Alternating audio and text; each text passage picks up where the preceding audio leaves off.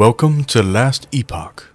This is an action RPG where you are able to put together complex and comprehensive builds by selecting from a variety of classes which each have their own specializations, a variety of skills which each have their own skill trees, and an in-depth crafting system that allows you to create the perfect gear to complement those previous choices. At the time of recording, as you can see, we are currently in beta, but following tips will still have value when the game goes into 1.0. Without further ado, let us begin. Timestamps to all chapters can be found in the description. Now let's start with the very basics. First off, when you create your traveler, it can be either an offline or an online character. What the differences are is mainly up to personal preference. An offline character is a character that no matter what happens to the game, you will be able to play as long as the game itself doesn't get put into a state where it's unplayable. Whereas an online character is able to play with other people, but you are at the whims of the servers to keep your characters alive. So if anything crazy happens and 11th Hour Games has their character database wiped out, then you lose your character and there's nothing you can do about that. Which is the reason why I personally only make offline characters. However, if your intention is to play with other people, then obviously, online is where it's at. And the reason why I don't have any characters that are any further than this is because I don't know if there is a wipe planned. Like, it's entirely possible that once the game goes 1.0, none of these characters will be compatible with the current version of the game, with the 1.0 version of the game. They haven't mentioned anything about wiping characters, but it's possible. It has happened with many other games in the past. So for that reason, like, I intentionally never went further than this with any of my characters. Like, I just got them to the point where they have access to all of their specialization slots, and then that was where I stopped and moved on to the next character to have all of my builds ready for when 1.0 was finally on the horizon. So for tutorial's sake, let's start with an online character. Now when you create a character, you get to choose from one of the 5 classes. Each class has 3 unique specializations. The Sentinel class is themed as a melee fighter, but also has access to many skills that vary them in a way that allows for many different build themes. So if you wanted to, you could abandon melee attacking entirely and turn the Sentinel into a full ranged class using skills like Smite or Javelin. Or even a minion build by taking on the Forge Guard Mastery and using skills like Forge Strike and Manifest Armor to create both temporary and permanent minions that assist you in combat. Sentinel is also the only class to gain access to the Void damage type outside of using gear. And with their Void Knight specialization, they are very temporally themed. So they have skills like Volatile Reversal and Anomaly, which give them features that kind of mess with time for both themselves and their enemies. So with this mastery, they're essentially a damage dealer and debuffer. If you were to fully specialize with just Void Knight skills, or as a Forge Knight, this specialization is more for if you want to theme this character as either a minion master or a fully fire-centric character. Then as a paladin, they gain access to both support and more mage-like skills, like Smite and Sigils of Hope, allowing you to play the Sentinel in many different ways. As far as damage type goes, the Sentinel has access to physical, fire, lightning, bleeding, and void. The rogue is both a melee and range specialist and has many skills that support both styles of play, both in their base class and in their masteries. Obviously, at the time of recording, we do not have access to the Falconer mastery yet, so I cannot say what skills the Falconer will mostly employ. The name suggests that it will be a minion specialty, but I haven't seen this class yet, so I can't say for certain. However, the Blade Dancer and Marksman, I can say from experience, allow the rogue to fully specialize as either fully melee or fully ranged. But you can even hybridize that style and be both melee and ranged using skills like shurikens and ballistas for range damage, while using flurry and umbral blades as very potent melee options. And if specializing as a blade dancer, you massively improve your defensive capabilities while also adding additional forms of damage using shadow clones that assist you based on certain skills that you use. And as a marksman, they gain access to elemental damage types like lightning and fire. So in terms of damage types, the rogue has access to physical, bleed, poison, fire, and lightning. The mage offers possibly the widest variety of playstyles in Last Epoch, since they can fill the role of a heavy damage dealing ranged attacker, melee attacker, defensive retaliation specialist, and even a mobile dash attacker, with lots of great area options such as Elemental Nova and Glacier, which deal incredible damage to enemies in large groups, or incredibly potent directed damage using skills like Disintegrate and the Rune Bolt, and great mobility from their teleport spell, surge attack skill from the Spellblade Mastery, and Flame Rush from the Rune Master Mastery. This class offers great options for mixing and matching between the three masteries that are offered, but they have the most limited damage type offerings, since they can only deal fire, cold, and lightning damage, as well as being able to deal physical damage using their weapon, and to a lesser extent using the other non-elemental damage types through uniques and certain weapon types. The Primalist fills the role of being a melee combatant, minion master, and spellcaster through their various masteries. Obviously, as a Beastmaster, that is their primary minion master specialization. The Shaman is their caster specialization, and Druid is their both melee and somewhat support specialization, due to the Spriggan form allowing for potential healing of allies if you are playing in groups. And if you're the type of player who likes to put down totems that deal your damage for you, as the Primalist, you have a Thorn Totem, Storm Totem, allowing them to be somewhat of a jack of all trades while having the potential focus for whatever theme you may be going for with your build.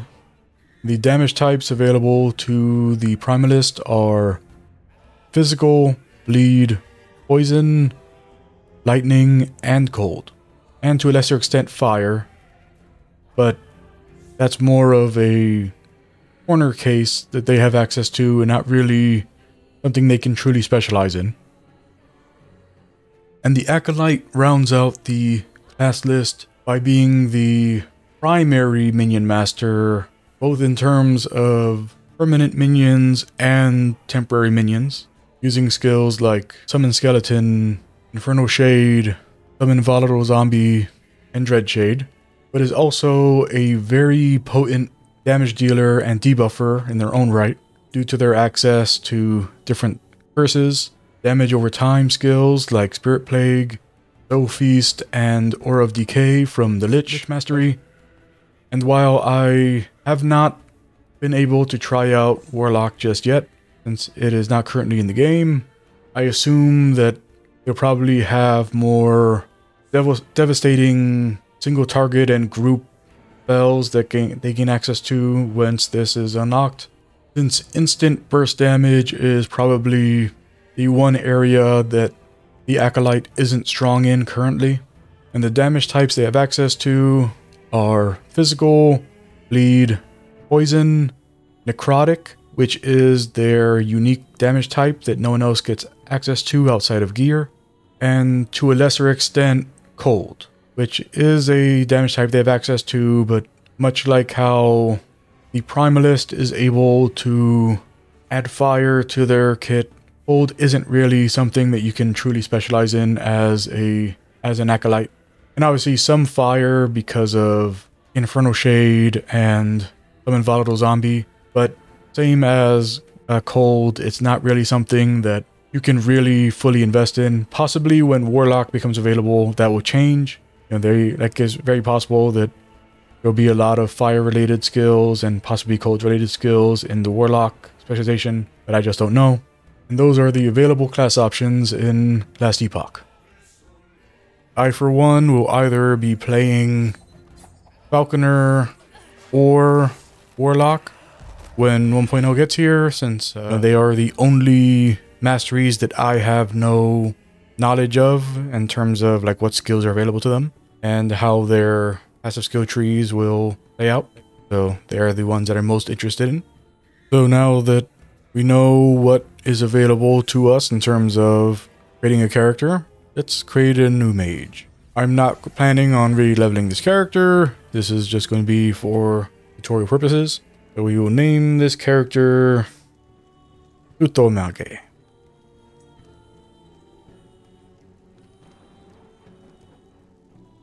And we'll just make them hardcore, just because, like I said, I don't care whether or not this character lives or dies.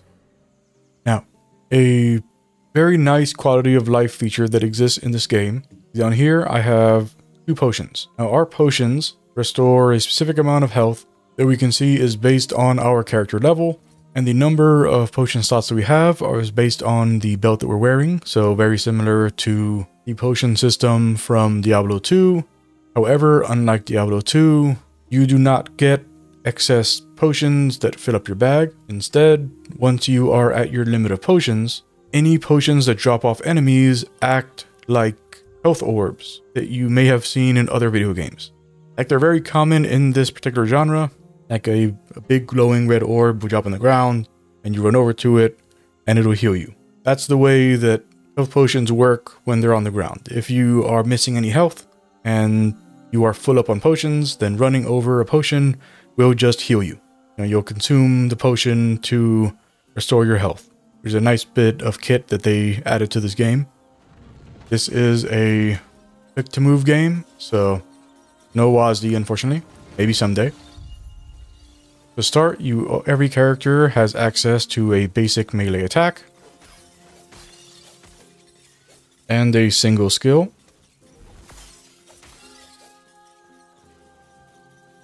Our skill consumes mana in order to be used.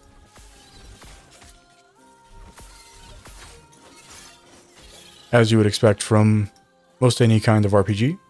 Like in many action RPGs, enemies drop loot that can be picked up.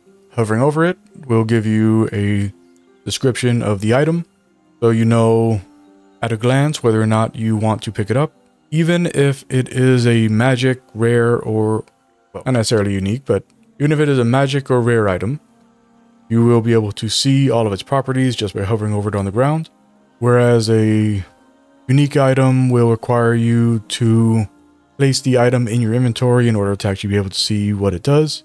And this is incredibly useful for the type of action RPG that this is, because unlike something like Path of Exile or Diablo 2, you want to be able to tell at a glance as soon as something drops, whether or not it's something that you want to pick up in this game. Most likely not at the very beginning, but once you have decided on the types of skills you want to be investing in, then you really don't want to be seeing item types or particular prefixes that don't apply to the way that you would like to play the game. And for this reason, Last Epoch has built-in loot filters. Now, the kind of things you can do with the loot filters are quite varied, and obviously I created one specifically for my Lich, one for my Paladin, one for my Mage, one for my Rogue, and one for my Primalist. But you can just make your own, or even import a loot filter that someone else has posted somewhere. In this case, we'll just create a new filter from scratch, and we'll call this tutorial filter, and we'll just give it the gray icon with a little star. A simple filter. Why am I losing my eye here? Simple filter that helps you get started. So with our tutorial filter on, we can start adding rules. Now with our rules, we can add all kinds of conditions. So let's say we only want to see melee weapons show up. We can go, let's say, item type, one-handed, two-handed, and then we can go and uncheck wands and uncheck bows. And now this will make it that only melee weapons will appear on the ground. Obviously, that's a terrible loot filter, and you shouldn't do that. But it is something you could do if you wanted. Let's go and make this a little more indicative of the way that you'd want a loot filter to work. Let's go and make it that any item that has a rarity of rare will be emphasized, which means that the label for the item won't be just regular font like you see here. And then we'll create a special color for it. Normally they'll drop with yellow, but we'll say that we want rare items to be purple instead. Now this isn't really anything that will change the way the game works or anything, and it won't even make it that it's more visually appealing. The whole point of this is just to show a functional example of the way that loot filters work. I forgot to pick recolor. Yeah, make sure you don't just pick show, that you pick recolor when you do that and you select a new color. Yeah, now that we have leveled up, we have access to a new spell.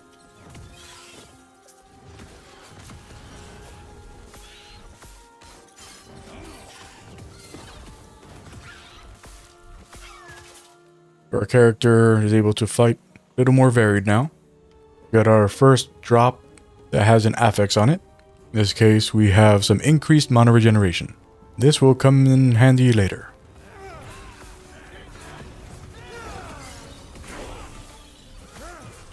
We unlocked our third skill.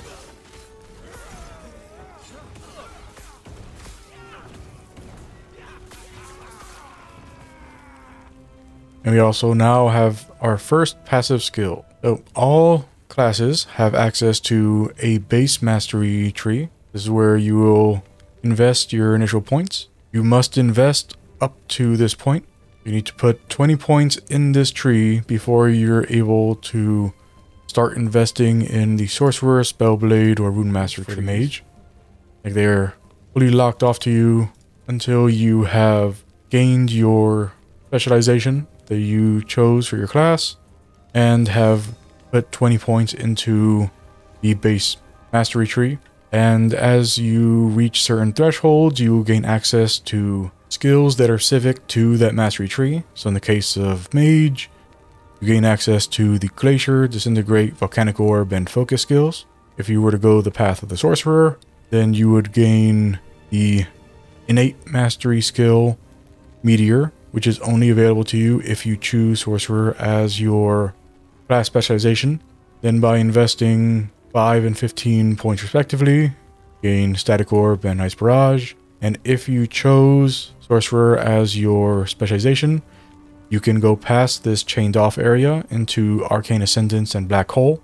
However, if you chose rune master or spellblade as your class mastery, then this would stay locked off to you, and you would only be able to get past this point with whichever mastery you did choose. So consider the skills that exist in the second half of the tree and whether or not it is something you truly want in your build, and also consider whether the mastery skill is something that you want, because this skill and these skills are only available to you if you choose a specific mastery or specific class specialization for your character.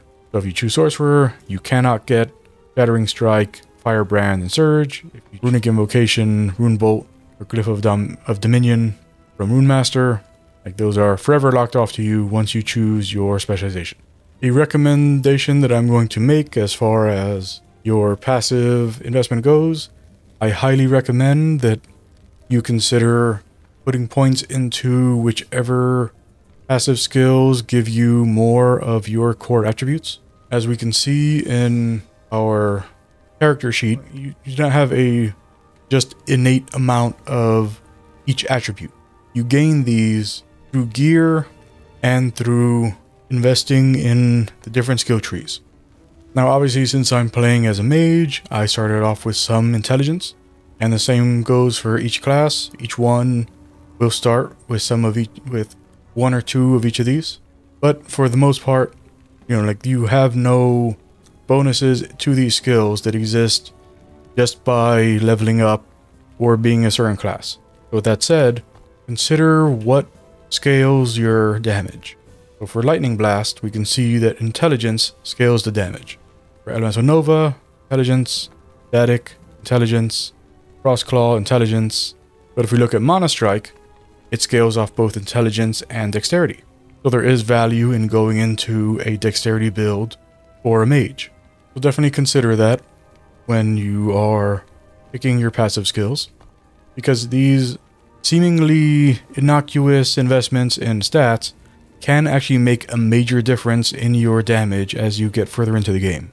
We found a better belt that gives us more health and it gives us another potion slot. That's a nice pickup for us. Occasionally, a story character will join you in fighting through story areas. It doesn't happen very often, but occasionally you'll have a little helper fighting around with you. They're generally immortal and you don't have to worry about them.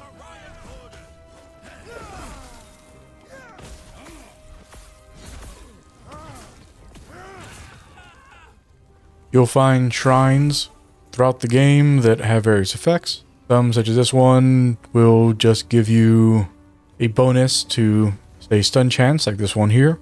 Some will give you a bonus to the amount of experience that you will gain during the effect of the shrine. And there are even some that will drop items for you. Now that we've reached level 4, we have access to our first specialization slot. So now we can actually get into kind of the meat and bones of what makes Last Epoch different than pretty much every other action RPG out there. And that is that every single skill has its own skill tree. And if you specialize in them, you can go and invest points that you gain by having the skill on you, allowing it to level up by gaining experience as you fight, to do various things. In this case, Elemental Nova, which is a self-cast AoE that deals elemental damage of a random type to enemies around you, can be specialized to instead be an Ice Nova, or a Fire Nova, or a Lightning Nova. And then you can further specialize it so that if it's a Lightning Nova, then it causes sparks to emit from enemies when hit, or increase your critical strike chance, or gain ward on kill. Ward being a type of defense that protects your HP based on the amount you have accumulated. And then there are other alterations that can occur as you're investing in the skill, such as Luminaire, which makes it that Elemental Nova becomes a channeled ability. So it's no longer something that you cast and then it just does a one-time hit. Instead, you keep charging it and the Novas will keep on unleashing as you drain your mana, so that you get a completely different style of play for that skill. But for now, let's just go and turn it into a Lightning Nova. And since we have it, let's go and invest another point in Intelligence. Get us a little more damage. As you complete quests, you'll get various rewards. usually in the form of golden experience. However, there are some quests that will reward you with passive skill points and idle slots, which we'll go into later. When you reach the various hub areas in the game, there are many commonalities that you'll generally find in any action RPG. One is a waypoint that you can use to fast travel back and forth between the field and town. There'll also be a merchant in every hub that you can trade with, and every single one will have these runes of shattering. Now, runes of shattering are incredibly important. This is what essentially will allow you to craft the gear that you want to have. But as you can see, for the amount of gold that we've picked up and received throughout this tutorial section, 2,000 is actually kind of a lot. And if you only have one character, you will notice that that amount will continue to feel like a lot for a majority of your early game playthrough. When I say early game, I'm talking the first 50 levels. You're going to feel that 2,000 anytime you choose to spend money to buy it. And once you're at a point that you are making enough money that you can regularly buy all of these, you keep in mind that these shops restock at a rate of like one every like 15 minutes, I think. So after an hour, like, you know, there'll be another 4 in here that you can choose to buy, but that's a later game thing. And I'll go into why these are so important when I get into the crafting. But for now, know that these are very important. And anytime you see them appear in the field, you definitely want to be picking up as many as possible, as they are key to the crafting in this game. Also keep in mind that you can sell at any vendor. You can either drag and drop into the window or hold shift and right click, and that will automatically just sell it to the vendor. But do keep in mind that most of the things that you sell will have very little value. You might think that those values will go up as you go, but they really don't.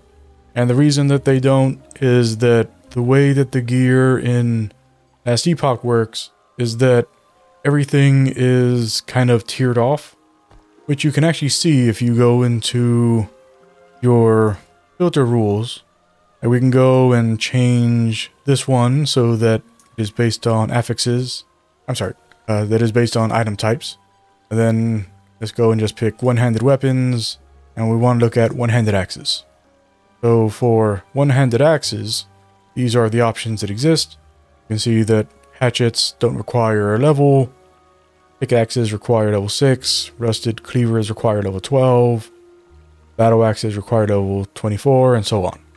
So a higher level item will net you more gold back than a lower level item, but keep in mind that every single one of these item types, because of the fact that they perform a specific function as far as build crafting goes.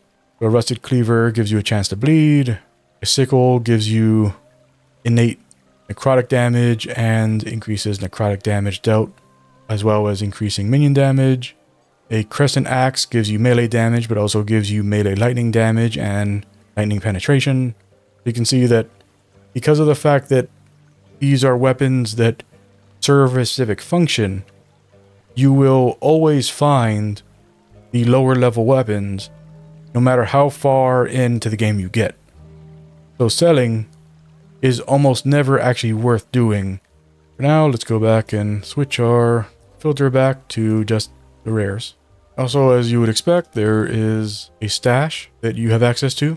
Depending on the amount of gold you have, like there's also the option to buy new stash tabs. So the first stash tab will cost 1,000, which obviously we can't afford at the moment. And each stash tab you buy after that will be progressively more expensive until they become essentially prohibitively expensive. Now, I'm sure that once you get to endgame, like that amount will probably seem pitiful. Like you'll probably be able to get to like 10 or more, like fairly easy, but it is quite the investment early on. And another very important thing you can do at any town, like this NPC that has the little brain icon, is your respec trainer. And you can use them to refund any of your spent passive points, but you do not need to go to the trainer if you want to respec out of a skill.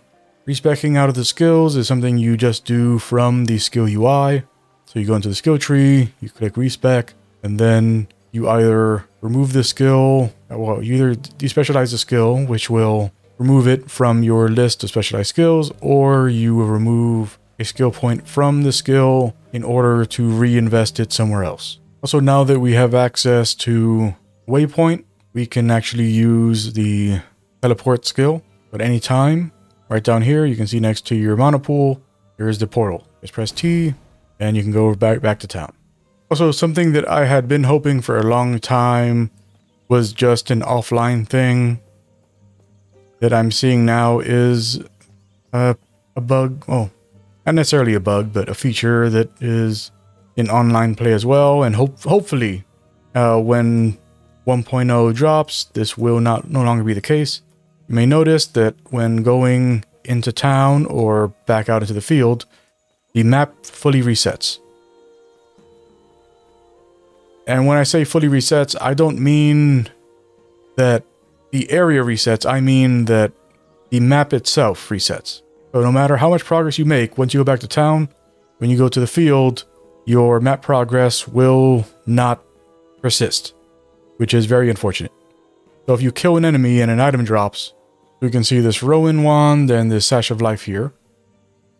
And then we'll go and teleport back to town.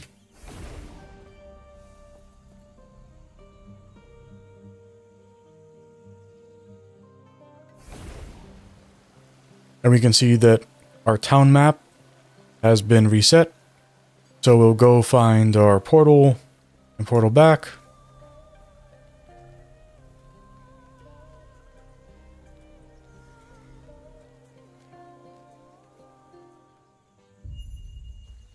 And we can see that the enemies have reset. Oh, actually, so it's actually worse now. Okay. I wasn't aware that it was actually worse now. So it used to be that, you know, the enemies would reset and the map would reset, but, you know, like all of the items and stuff would still persist. But it seems that that is what offline characters get. If you play offline, then any items that drop will persist on the ground. Even though the map and the enemy is reset, the items would always stay. But that doesn't seem to be the case anymore. So now like any items you didn't pick up, you lose. So hopefully that isn't the case when the game goes live, but I just want to make sure everyone's aware that that is something that has been an issue with the game for a very long time. And I know that many people have brought it to the developers' attention. So hopefully they do choose to make that one of the many major fixes that need to be in the game when it goes 1.0. But for now, it is something to be wary of. Our spell has leveled up, so we can see here that we can just go and invest another point here. So we're going to go into Elemental Expanse, which increases the area of effect, and get ourselves another point of intelligence. Also, with that last level, we gained another skill, which is Mana Strike. We no longer have just a regular default basic attack. We now have a skill that deals lightning damage and gets us back mana. Now, these are special kind of loot chests that you can find out in the world.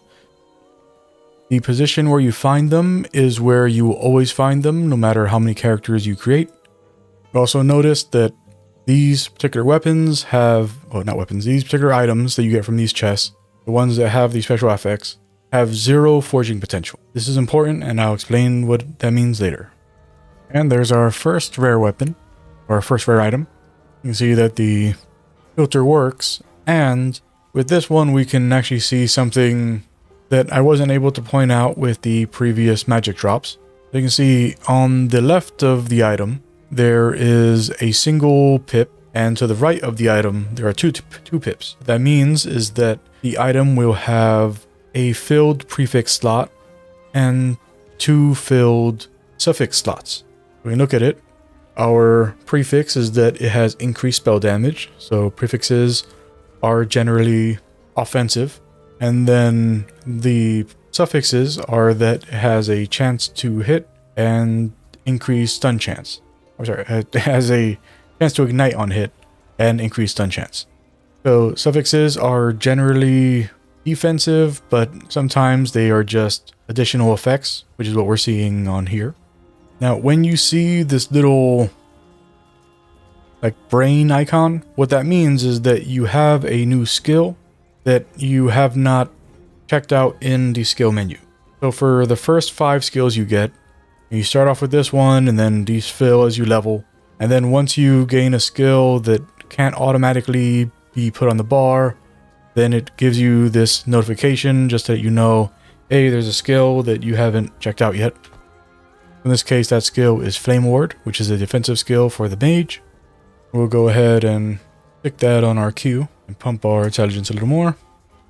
Now we have access to Glacier, so another new skill, and we'll go and have it replace Cold Snap.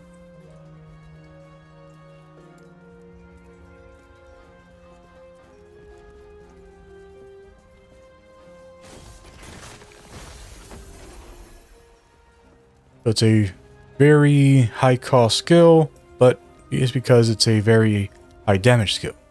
Alright, so some very lucky drops we got here, which I'm guessing that they must have decided to move up when they start to appear in the campaign. But previously you wouldn't see these until the first time that the primary location changed, which if you are aware of the type of game this is, you may know what I'm talking about. If not, I don't want to spoil it for you. But usually the first time that the first big setting change happens, that's usually when you start seeing these shards and the glyphs. But here we are getting them much earlier on in the campaign.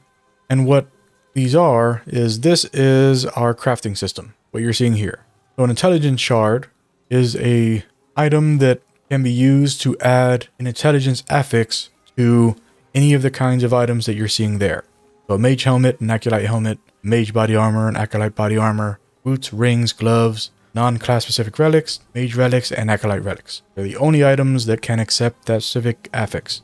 And then a vitality shard dropped here, which you can see can be applied to helmets, body armors, and boots. And since it was in range of that glyph, we also picked that up as well. And so in our inventory, we can see that we have shards we picked up and the glyphs. And if we were to use the transfer crafting items button, then those would automatically get moved into here. You click on your view materials if you wanted to look through all the shards and glyphs that you have. But once again, as I've been saying, we will get to the crafting later.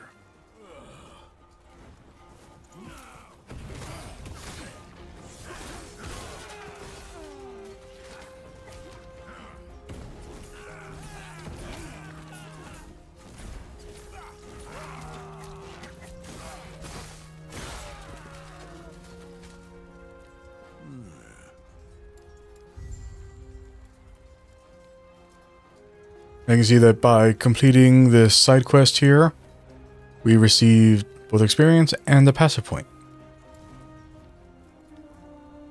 But now when we look at the map, we can see that we have 1 out of the 15 total passive point rewards that exist in the game.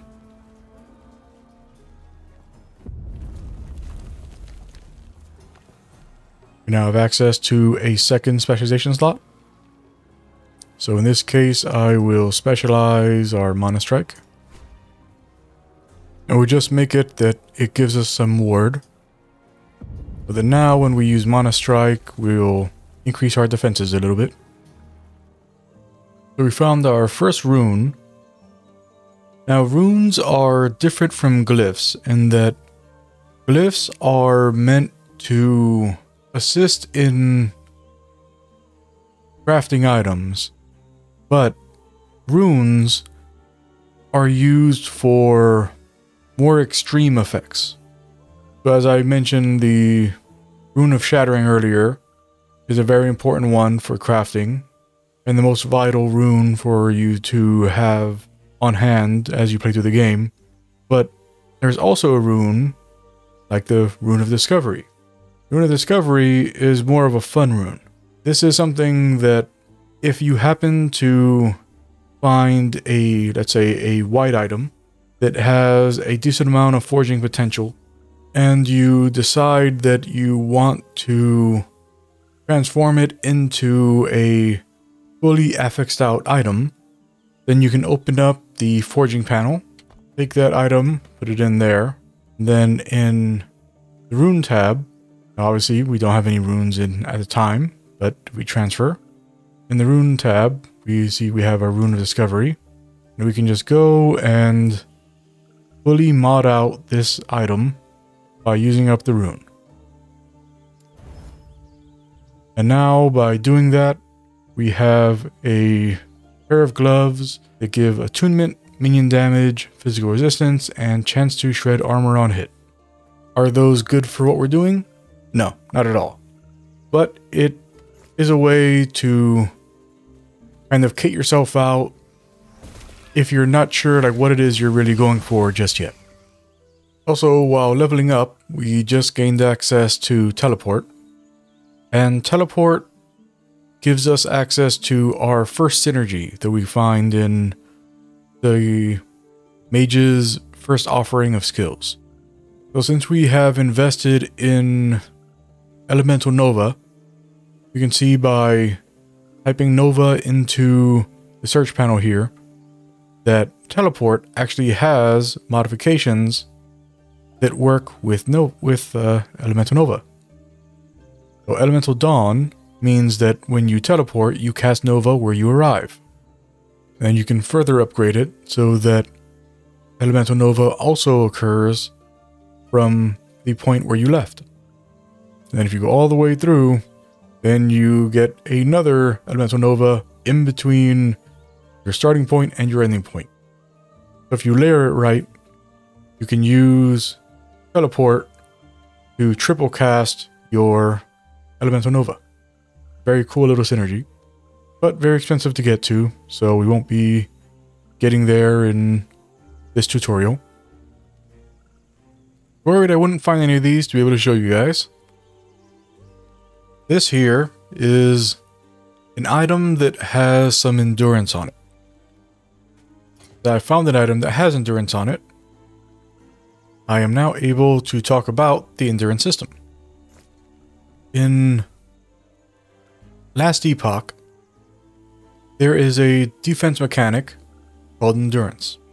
And what endurance does is when your health reaches a certain threshold, endurance will reduce damage by an amount set by how much your endurance is. So in this case, the base endurance that you have is 20%, and the base endurance threshold you have is set at 43. Meaning that when we reach 43 health or below, we gain an additional 20% damage reduction. So getting an item like these glacial mail bracers of endurance and equipping them would give us 26% damage reduction when we reach that threshold. For that reason, one of the best forms of defense in Last Epoch is stacking endurance threshold and endurance. As much of that as you can get will give you the best chance at survivability as you get to the higher level content in the game. A very lucky find that just occurred now. I just had a mage's adept helm drop, and anytime you see a piece of equipment drop that has the name of one of the classes on it, that means that it includes a bonus to a skill for that class. And in this case, this happens to be a mage's adept helm that has a bonus to Elemental Nova, which is on our primary skill, which means that even though we are just over halfway to being able to invest in Luminaire here, because we have this helmet, we now have an extra point in Elemental Nova. I can go and just upgrade the skill right now.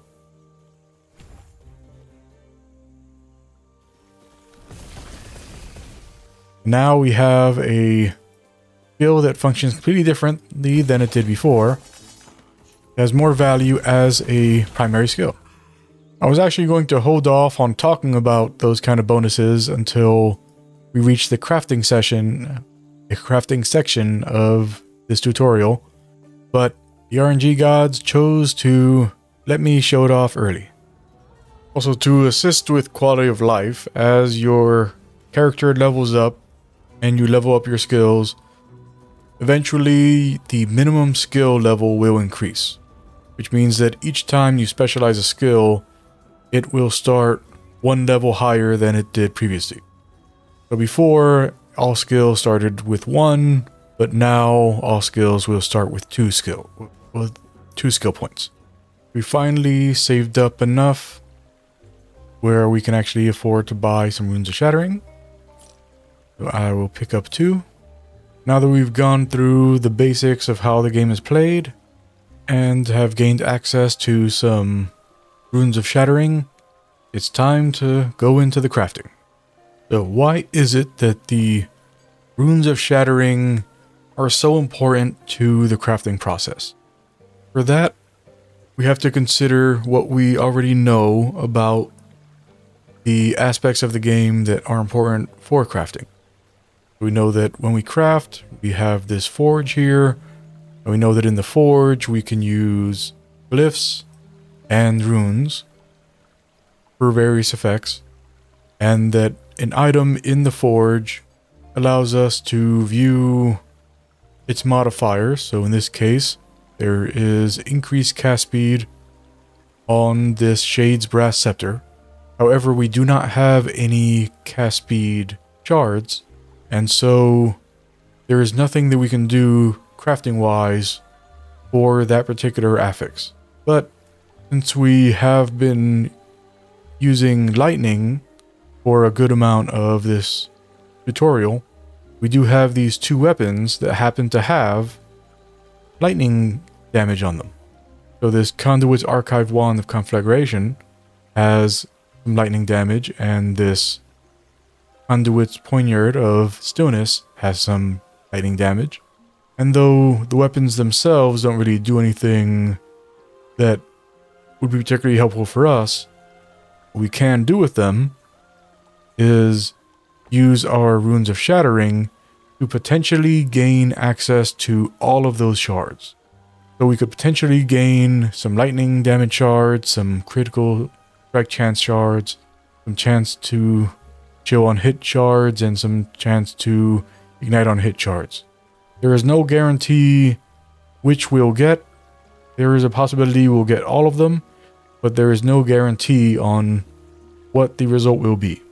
This is a gamble, but it is a gamble that is worth taking in order to craft the gear that you want in Last Epoch. When shattering that, we received a critical shard, a lightning damage shard, and 2 chance to ignite shards. And now with this Poignard, we have this melee void damage shard, stun, both on kill, and of course our lightning damage. So we already have our Rune of Shattering selected, so we'll shatter that. And unfortunately, this time the gamble didn't pay off and we only got a melee void damage shard. But now we're able to further enhance our scepter that we've been using and grant it increased lightning damage. And before we do that, we will use a Glyph of Hope. The Glyph of Hope plays into what is known as Forging Potential. So Forging Potential, this is the maximum amount of crafting that can be done on the item. And the amount that can be done varies based on the cost to craft whatever it is you're doing. In this case, in order to craft this increased lightning damage shard onto this Shade's Brass Scepter, it will cost between 1 and 14 Forging Potential. The Glyph of Hope has a 25% chance to nullify whatever the cost might be. So if we're lucky, it won't reduce our Forging Potential at all. If we're very unlucky, then our result may break the Forging Potential down all the way to 3. In this case, we lucked out.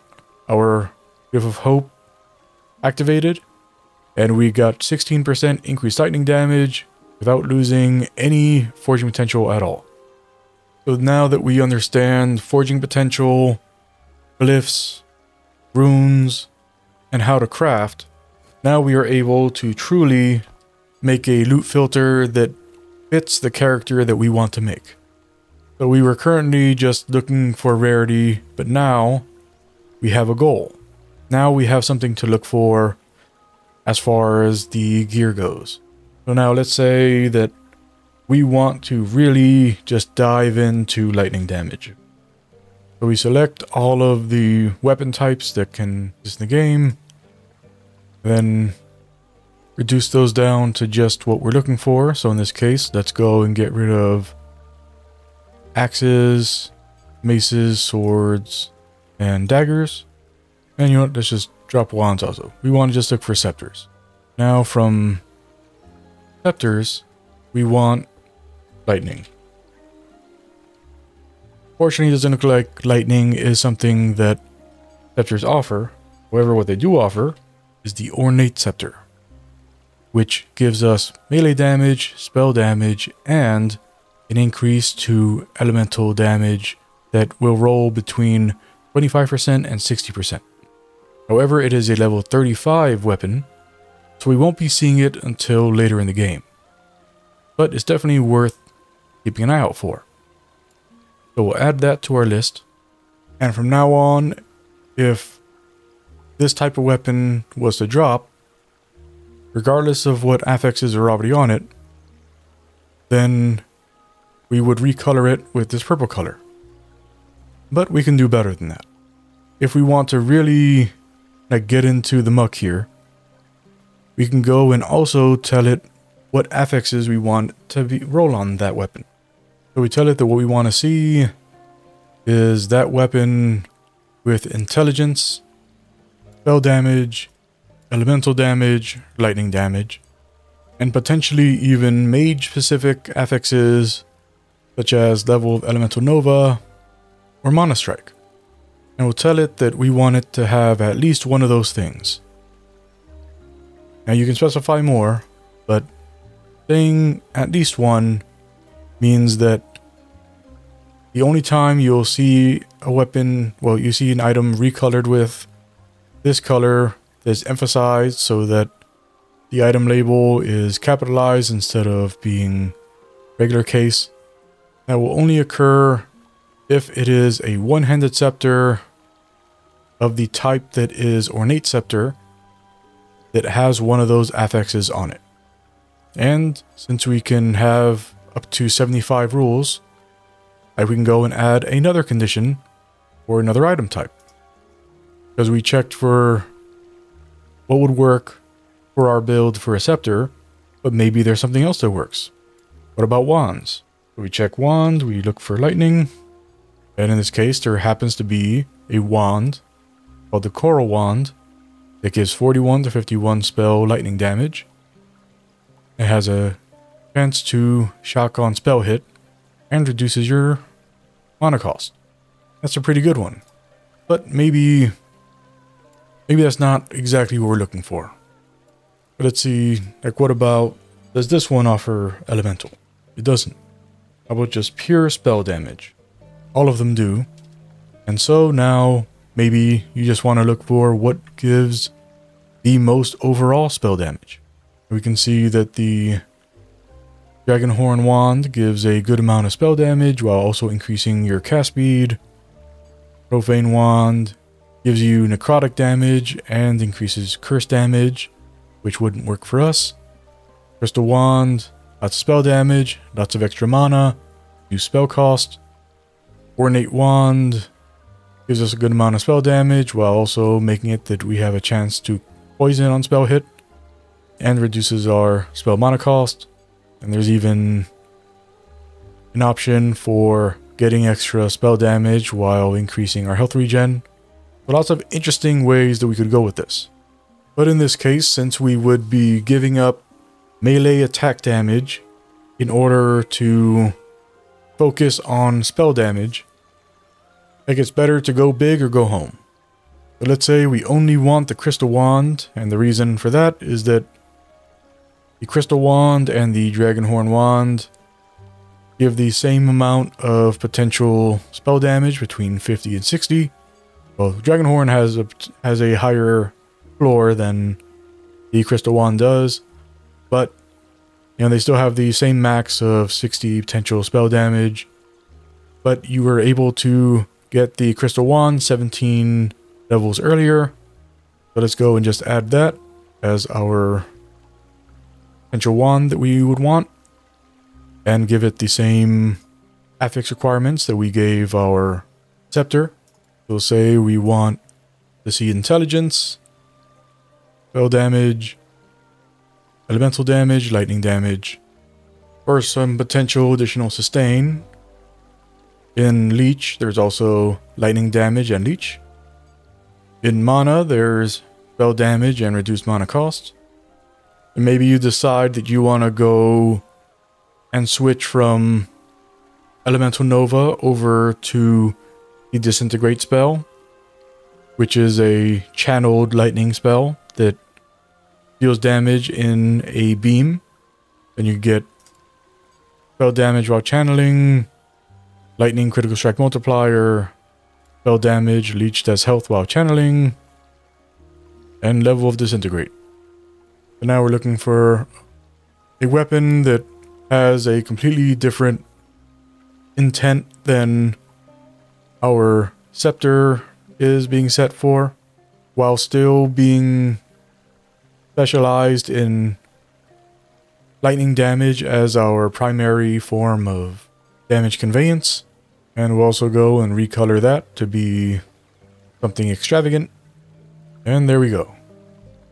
We now have two options for potential weapons as we get later into the game for our mage character that may be specialized as a wizard that deals lightning, but it could be really anything else. Like you could do a rule that is fully defensively focused. There's nothing wrong with doing that. However, I'll go into defenses when we get into one of the other mechanics in the game, the idols. So at a certain point in the campaign, you will gain access to this particular chamber here. And in getting here, you will complete a quest that will grant you your first idol slots and 2 basic idols. These are always rolled randomly, so they could be anything. In this case, we have one that gives us some health and freeze rate multiplier, as well as one that gives us some health on kill or and some wood resistance. As you can see from these slots we have, it's an either or situation. Take the long one, or you take both the tall one or the long one. It's up to you. And while these do tend to come with both offensive and defensive affixes associated with them, the system itself is very much meant to give players more control over how they gear out their character. You can see that this gives us health and this gives us resistances. So if your character happens to be, in your opinion, pretty low on health, then a good idea would be to stack up idols that give you more health. If you feel that there's a certain damage type that is carrying you up when you go into certain areas where that damage type seems to be more prevalent, then maybe equip an idol or multiple idols that give you more of that particular resistance. You know, it's a very easily interchangeable system. I recommend, you know, keeping these stored in your stash. You know, like anytime you have extras of these, you know, just store them in your stash. You'll find them on the map. You'll find shrines that actually just drop a bunch of idols for you. You know, they'll show up in enemy drops. You know, they'll show up when you open up certain loot caches or break containers. You will run across many of these, but as I mentioned at the start of this section, these are basic. idols. Aside from the basic idols that are tall and long, you'll also find small ones like these that can be started in much easier, but you also will find very specialized idols like what you're seeing here. These are mage specific idols, long ones that have the kind of red filigree on them. Then these fat ones here are mage idols that can be fit in a different way. And then this here is also a mage specific idol that is just taller. And every class has class specific idols. And as you find idols, they will play a very vital role in how you gear your character.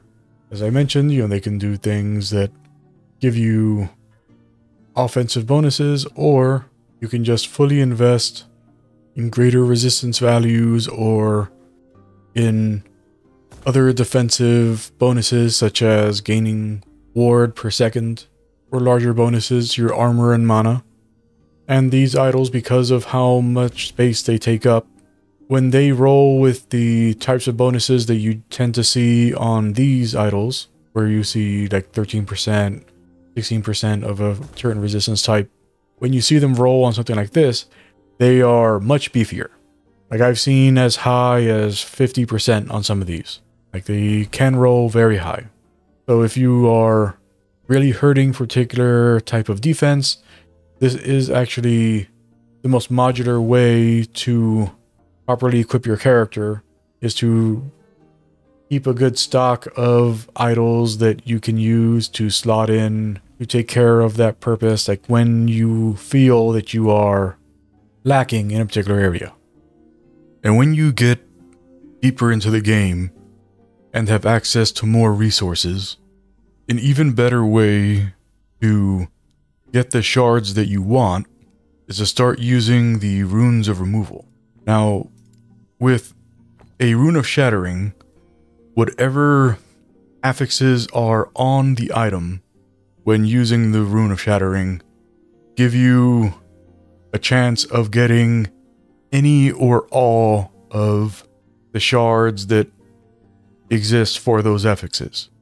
What a rune of removal does is it requires that the item has some forging potential, and then it reduces that forging potential in order to remove affixes from that weapon or piece of equipment.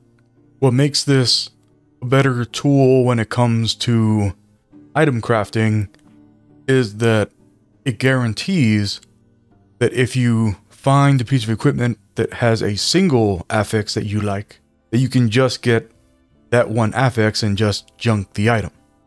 And you don't have to worry about whether or not you're going to get the shards that you want out of it. It's just guaranteed. If you were to use it on this Marauder's Ornate Scepter, you would 100% get that +6, well, not +6, but you would get a tier 1 melee physical damage affix shard. That is a guarantee.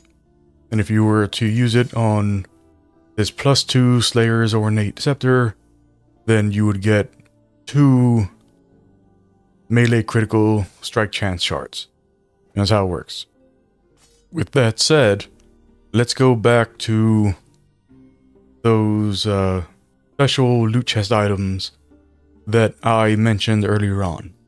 I showed you that when you get those items, they have a special affix on them. But what's important to note is that the forging potential on these items will always be 0. And why that's important is because this was done so that you couldn't get these particular affixes off of the item. If you shatter these, they will not drop that affix, and you cannot use a rune of removal on them in order to attempt to pull that affix off of it. Like, they are bound to these weapons, and that's just how it is. Like, so these are mainly intended to be a nice upgrade for you to find as you're playing through the game, but not meant to be something that you can invest in to be part of your build. So think of them as like temporary uniques, I suppose. Now, the core of any good instruction is to develop a good base of understanding so that the next lesson can be digested easier. And I hope up to this point I've been doing a good job of accomplishing that. However, right now, I'm going to have to go on a practical example before I can explain why this example makes sense. So bear with me for just a moment. Now let's say that you wanted to make a critical strike build, but in your core trees, you weren't really finding any nodes that assisted you in accomplishing that. But along your journey, you happen to find a couple of idols that happen to have some critical strike chance on them. You found some copper rings, which are an accessory type that implicitly has critical strike chance, and you happen to find some that also happen to have a critical strike chance affix roll on them. And you found an eviscerating silver amulet, which in this case is a amulet with a critical strike implicit that also has critical strike multiplier on it and rolled with critical strike chance. So you happen to have some items that work for this purpose, but you need to build more into crit in order to get it to work. So you find some weapons that have a melee critical strike chance already on them, like this Slayer's Ice Scepter of Static and this Slayer's Broadsword, and you pump all these up as much as you can with as much crit chance as you can, and you happen to find a relic that also has critical strike chance on it, and some gloves that also happen to have some critical strike chance on it. And the reason I'm using all of these individual examples is that if we were to look at the material list, we can see that for critical strike chance, the only items that can have that particular affix on them are weapons, amulets, rings, relics, and gloves, which are all the items that I just showed. If you wanted to have melee critical strike chance, only weapons can have that particular affix. Now, where the issue comes in here is critical strike multiplier. Critical strike multiplier is available on all of the slots that we just mentioned, which means that if you want critical strike chance, melee critical strike, and critical strike multiplier, then you have to make concessions in order to fit what you really want. You have to make really hard choices here in order to get the build you're going for. So in this case, let's take a look at my druid. First off, let's remove anything that has critical strike chance on it. Take these rings off, take this relic off, take these gloves off, take these idols off, and take off this amulet. So with all of that off, we can see that we have a critical strike chance of 7%.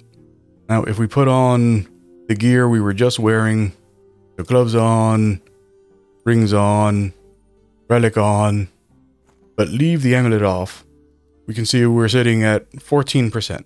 Now, if we were to put on this critical set we see here that I had set up for this demonstration, you can see that brings us up to 62% melee critical strike chance, which means that we will be striking critically fairly often. But as I mentioned before, we don't really have critical strike multiplier because of the fact that we've invested so much in just trying to get our critical strike chance up. So the only critical strike multiplier we have across all of this gear is on this amulet here. Now let's go and remove all of that critical strike gear, get back to 7%, and put on this amulet, which is the Gambler's Fallacy. And we can see that with the Gambler's Fallacy, our critical strike chance is 147%, without anything else that improves our critical strike chance. Reason for that is that the Gambler's Fallacy is a unique item that gives you plus 100% critical strike chance if you have not dealt a critical strike chance recently, and reduces your critical strike chance if you have dealt a critical strike recently. Meaning that every time you go into a combat encounter with a particular unique, you will guaranteed deal a critical strike, and then after that, there will be a fall off where you will not be dealing the critical strikes, but eventually you will be guaranteed to get another critical strike. For this reason, if you were to have this particular item, then you would actually be able to build into critical multiplier on every other available affect slot that it can be applied to. So you could put critical strike multiplier on both your weapons, put critical strike multiplier on your relic, and you would not be able to put it on your amulet because obviously your amulet slot is being filled by the unique. But you can see that there is the value of this unique enabling a critical strike build without the need of investing in critical strike chance.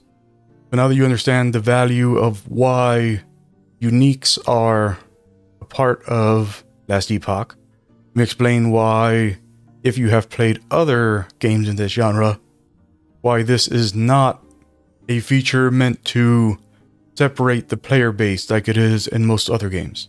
A lot of other games, someone will present a build and it'll include a unique, and in some cases there's a trade economy and you can get the unique through the trade economy, but in some cases you may never end up getting that unique if the case is that the game either doesn't have a trade economy or you are someone who does not participate in trading. Whatever the case is, Last Epoch was designed so that anyone can get any item they want. And all of this has been kind of like a pretty setup so that you understand that in Last Epoch, if you so desire, you can actually make your own uniques, which is why there is the Rune of Ascendance. Now, the Rune of Ascendance isn't technically a guaranteed way to get the unique you want, but it is something that gives you a much better chance of obtaining the uniques you want if you know what you're looking for. So if we look at my stash, you can see that there are quite a few different wands that are unique. We can see that there's quite a few scepters that are unique. See that there are a bunch of unique maces, unique staves, unique axes, unique swords, and then defensively there's different kinds of unique helmets, armors, gloves, boots, etc.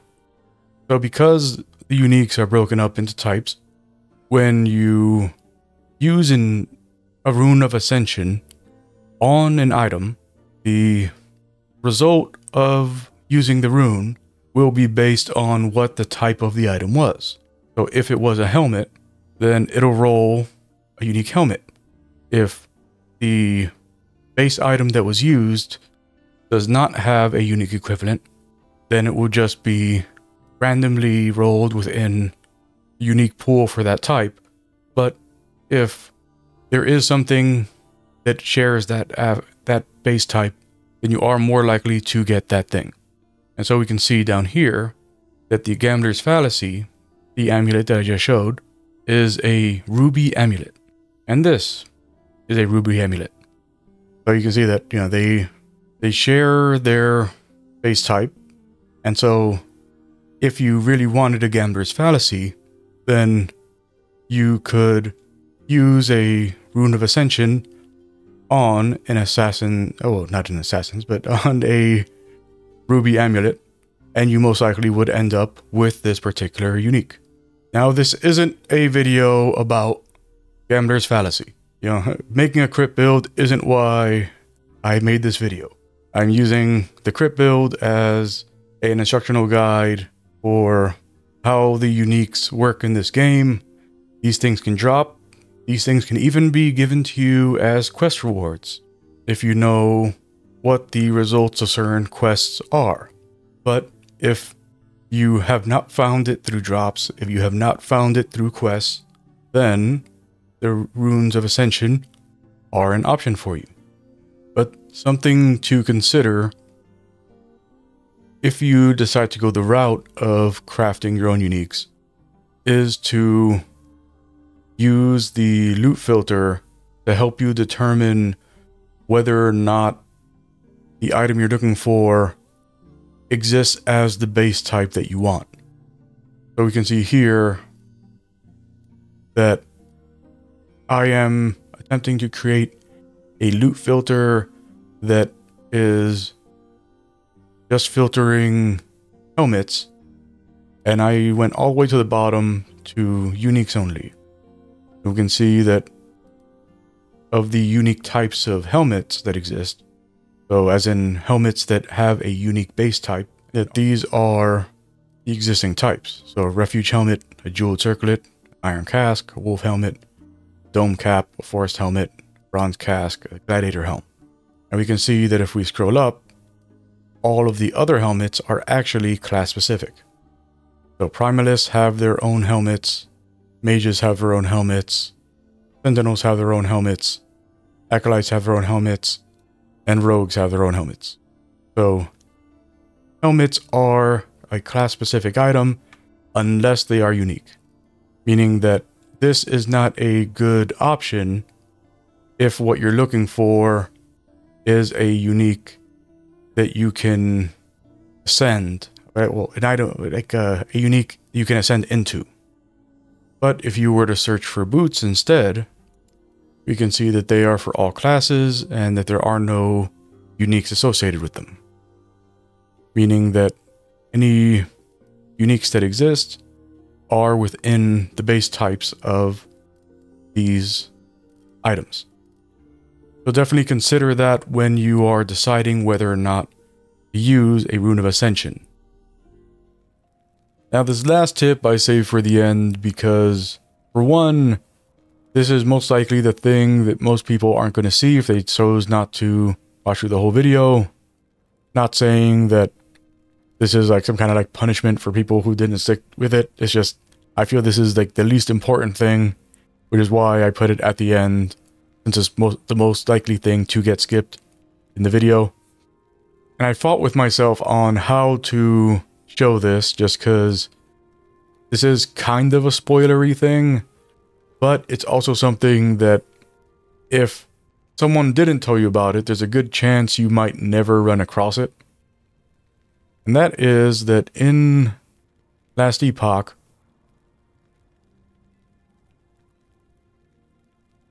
there are secret doors. There are secret doors everywhere in Last Epoch. And they're not marked. You have to essentially just, use your own judgment on, does that look like a door? Does that look like something that could be a door? I'm going to click on that. And sometimes it's a door. It's not an important thing, but it is something to consider because secret doors do have loot in them. Lots of loot in some cases.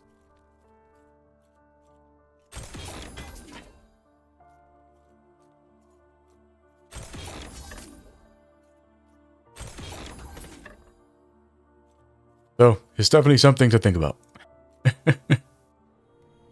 And with that, we come to a close. Thank you everybody for stopping by and checking out this video. If you came across this by watching one of my build videos for Last Epoch, then thank you for checking those out as well. If this is your first time hearing about my Last Epoch build videos, links to them can be found in the description. If you found the tips in this video useful, and I appreciate doing all YouTube stuff, like, comment, and subscribe. And until next time, Be Victus, Varus Numeris, and bye.